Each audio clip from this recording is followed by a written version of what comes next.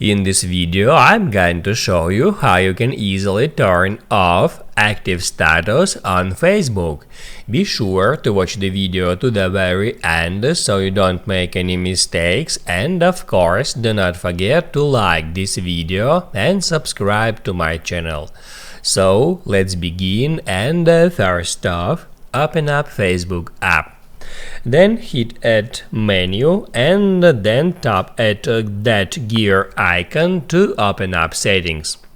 On settings, tap on Profile settings and then go to Active Status. That's where you can turn off or on active status feature on the Facebook. If you want to turn it off, just hit at that button to turn off active status. Once it's turned off, you wouldn't be able to see when your friends and contacts are active or recently active.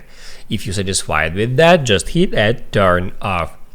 Also, in any time, you can go back here and enable this feature. Now you can write down in the comments below if you have any questions about that tutorial, and also I recommend you to check out my Facebook tutorials playlist, which you can easily find in the description. Hit the like button if you liked that video, and see you in the next one.